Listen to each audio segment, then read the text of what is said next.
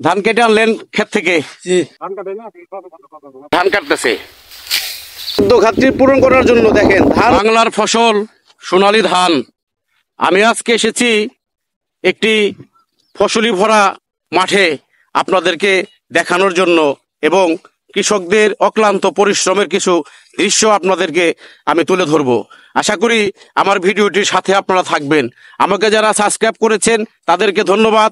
যারা সাবস্ক্রাইব করেননি, আমার আরো নতুন নতুন ভিডিও দেখার জন্য সাবস্ক্রাইব করে আমার সাথে থেকে আমাকে সাপোর্ট দিবেন এবং আমার কাজে উৎসাহিত করবেন ইনশাল্লাহ। ওয়ালাইকুম আসসালাম। আমরা আসছি নীলফামারী থেকে পরিশ্রম করার জন্য, মানে মানিকগঞ্জ জেলায় ধান কাটার জন্য। দেখেন এই ভাই নীলফামারী থেকে ধান কাটার জন্য আসছে। আমি যেখান থেকে কথা বলছি এটি হচ্ছে মানিকগঞ্জ জেলায় আউটপাড়া নামে এই জায়গাটি। এখানে আসছে উনি কিন্তু নীলফামারীর লোক। আপনারা কতদিনের জন্য আসছেন এখানে? আমরা মোটামুটি আসছি ধান কাটা যে কদিন থাকবে কদিন করবো আর কি। মানে ধানের যত দিন আছে এতদিন পর্যন্ত আপনারা এই এলাকায় থেকে ধান কেটে ধানগুলা ঘরে তুলে দিয়ে যাবেন। জি। আপনারা অবশ্যই শুনতে পারলেন আমার এই ভাইটি কি বললো। ভাইটির জন্য দোয়া করবেন। আমাদের জন্য কিন্তু অনেক অক্লান্ত পরিশ্রম করে যাচ্ছে, রোদের মধ্যে বৃষ্টির মধ্যে কিন্তু ধান কাটতেছে।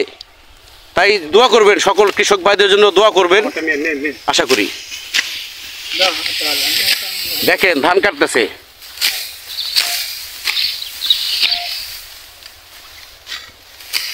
সকালে কটার থেকে ধান কাটা শুরু করছেন থানু ভাই? সকাল 6টার থেকে ধান কাটা শুরু করছে, এখনো পর্যন্ত ধান কেটে যাচ্ছে। এখন বেলা বাজে প্রায় 11টা। সন্ধ্যা পর্যন্ত কিন্তু এরা ধান কেটে যাবে। তারপরে সারাদিন যা ধান কাটবে এগুলো বাড়িতে নিয়ে যাবে। এই যে দেখুন ধান কেটে সুন্দর আটি বেঁধে রেখেছে।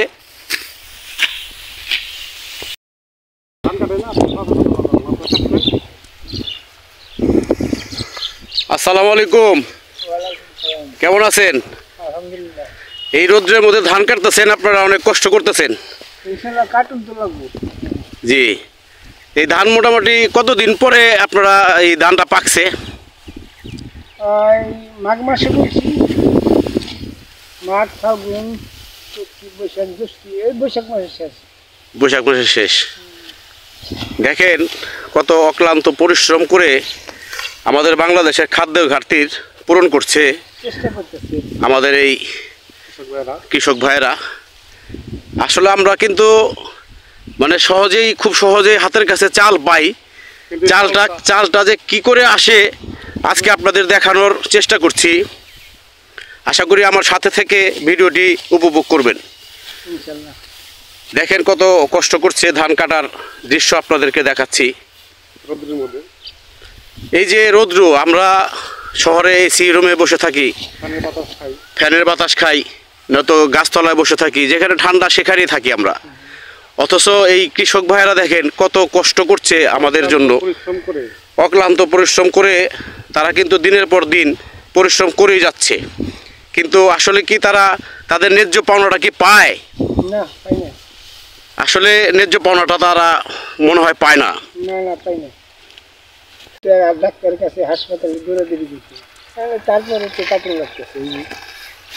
এই যে দেখেন উনি কালকে ধান কাটার সময় ধান গাছের যে বাড়ি লেগেছে ওনার এইখানটায়, আমরা যদি শহরের মানুষ হতাম এই আঘাতটা কিন্তু আমরা সহ্য করতে পারতাম না। অথচ উনি কিন্তু আহত অবস্থায়ও আমাদের জন্য অক্লান্ত পরিশ্রম করে যাচ্ছে। আপনারা সবাই আমার এই ভাইটির জন্য দোয়া করবেন।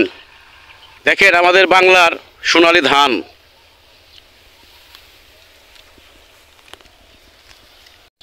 আসসালামু আলাইকুম ভাই। ওয়ালাইকুম আসসালাম। কেমন আছেন? আলহামদুলিল্লাহ ভালো। অনেক তো কষ্ট করতেছেন। হ্যাঁ। ধান কেটে আনলেন ক্ষেত থেকে, জি। এখন বাড়িতে নিয়ে যাবেন। জি। এরপরে এটা ধান মারাই করে তারপরে শুকনো করতে হবে না? শুকনো করে, হ্যাঁ। দেখেন কত কষ্ট করে আমাদের জন্য কৃষক ভাই। দেখেন গ্রামের মহিলারা কিন্তু, মহিলা এবং পুরুষ সমান তালেই কিন্তু এরা অক্লান্ত পরিশ্রম করে যাচ্ছে খাদ্য ঘাটতি পূরণ করার জন্য। দেখেন